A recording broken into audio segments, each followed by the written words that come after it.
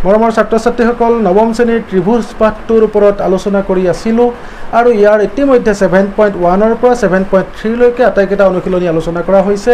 আজি 7.4 অনুশীলনী আলোচনা কৰিবলৈ লৈছোঁ। ইয়াত কেইটামান গুৰুত্বপূৰ্ণ কথাও আলোচনা কৰা হ'ব যিবিলাক দশম শ্ৰেণীৰ কাৰণে অতি প্ৰয়োজনীয় হ'ব।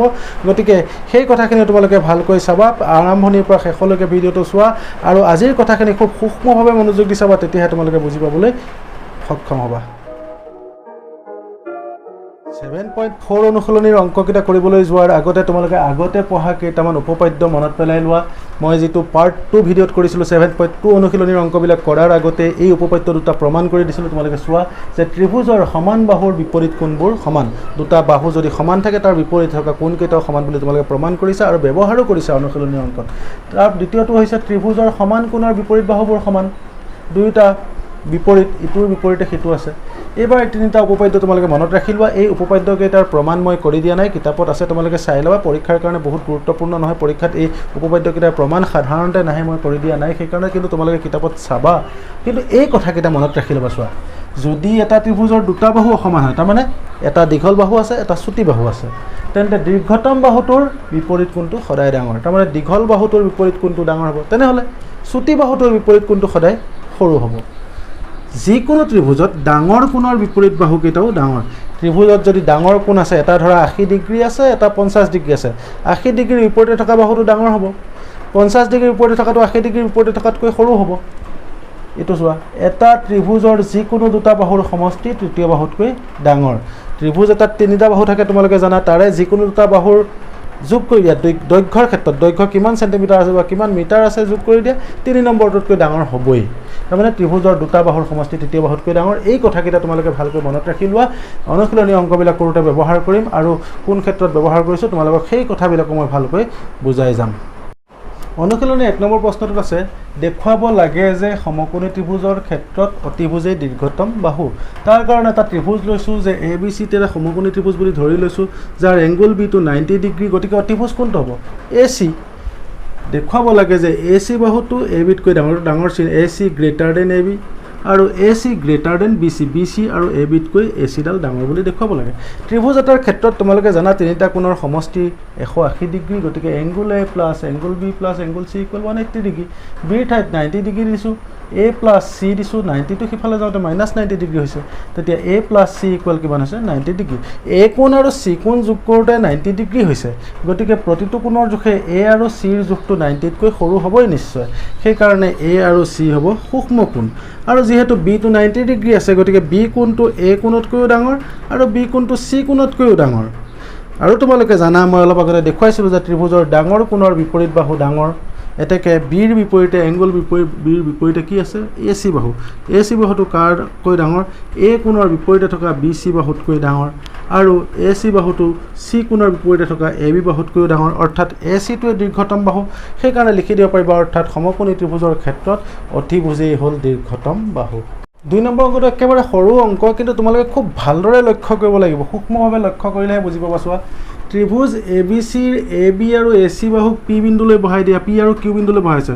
চোৱা, ABC এটা ত্ৰিভুজ, ইয়াৰ AB বাহুক P বিন্দুলৈ বহাই দিছে আৰু AC বাহুক Q বিন্দুলৈ বহাই দিছে। লগতে কৈছে যে এংগুল PBC এই কোণটো এংগুল QCBতকৈ সৰু, এই কোণটোতকৈ সৰু। তাৰ কোণটো ডাঙৰ, এই কোণটো ডাঙৰ আৰু এই কোণটো সৰু। আনহাতে তুমি চোৱা, এই দুইটা কোণ ৰৈখিক জুৰীয়া কোণ হ'ব নেকি? তেতিয়াহ'লে কোণকেইটাৰ নাম কি হ'ব? ABC আৰু PBC। দুইটা যোগ কৰিলে 180 ডিগ্ৰী হ'ব। ঠিক একেদৰে এইফালেও ৰৈখিক জুৰীয়া কোণ পাব। চোৱা, এই কোণটোৰ নাম কি হ'ব? ACB plus QCB। দুইটা যোগ কৰিলে 180 ডিগ্ৰী হ'ব। এতিয়া এইখিনি যোগ কৰোঁতেও 180 ডিগ্ৰী, এইখিনি যোগ কৰোঁতে 180 ডিগ্ৰী, গতিকে দুইখিনি সমান হ'ব নেকি? সমান হ'ব।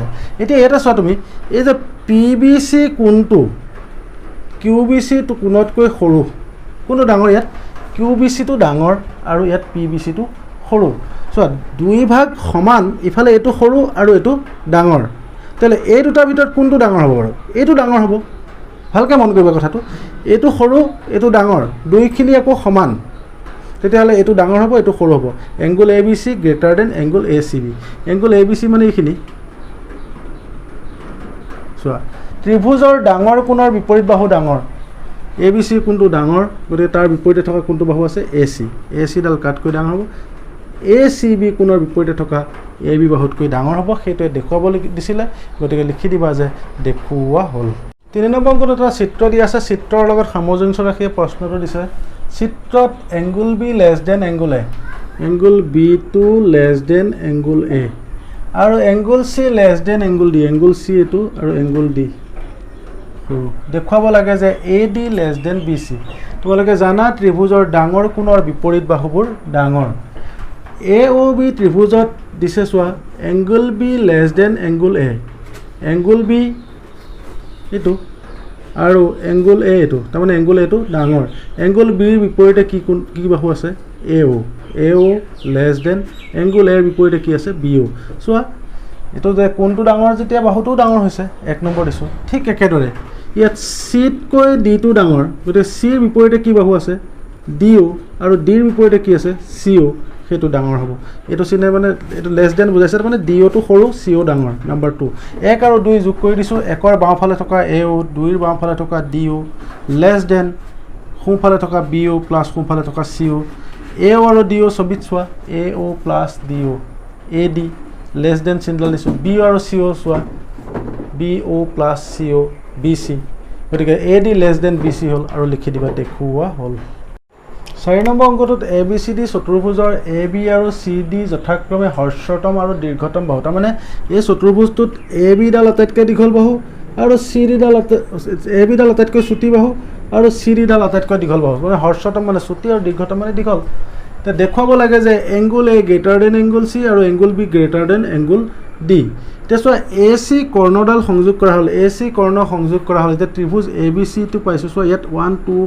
3 4 4টা কোণ উৎপন্ন হৈছে মই চিম্বলতে দিছোঁ তোমালোকে নাম দিও দিব পাৰিবা তেতিয়া লিখাটো অলপ বেছি হৈ যায়গৈ চোৱা ত্ৰিভুজ এ বি চিত B C greater than A B এইটো বি চি বাহুডাল এ বিতকৈ ডাঙৰ হ'ব কাৰণ এ বি বাহুডাল আটাইতকৈ চুটি বুলি কৈছে যেতিয়া বি চি বাহুডাল এ বিতকৈ ডাঙৰ হ'বই B C greater than A B এতিয়া বি চিৰ বিপৰীতে কোনটো কোণ আছে 2 নম্বৰ কোণটো আৰু এ বিৰ বিপৰীতে কি কোণ আছে 4 নম্বৰ কোণ গতিকে 2 নম্বৰ কোণটো 4 নম্বৰ কোণতকৈ ডাঙৰ হ'বই 1 নম্বৰ ঠিক তেনেকৈ ত্ৰিভুজ এ চি ডিত চোৱা এই চি ডি বাহুটো গোটেই চতুৰ্ভুজটোৰ ভিতৰতে দীঘল বাহু গতিকে এ ডিতকৈ ই দীঘল হ'ব C D greater than A D এতিয়া চি ডিৰ বিপৰীতে কোনটো কোণ আছে চোৱা চি ডিৰ বিপৰীতে 1 নম্বৰ কোণ আছে এ ডিৰ বিপৰীতে 3 নম্বৰ কোণ আছে গতিকে 1 নম্বৰ কোণটো 3 নম্বৰ কোণতকৈ ডাঙৰ হ'বই 1 আৰু 2 যোগ কৰি পাওঁ চোৱা ইয়াৰ বাওঁফালে থকা 2 আৰু 1 আছে 2 আৰু 1 যোগ কৰিছোঁ গ্ৰেটাৰ দেন চিনটো দিছোঁ 4 আৰু 3 যোগ হৈছে তেতিয়া 2 আৰু 1 লগ লাগোতে চোৱা 2 আৰু 1 লগ লাগি কি কোণ হৈছে এইটো এংগুল এ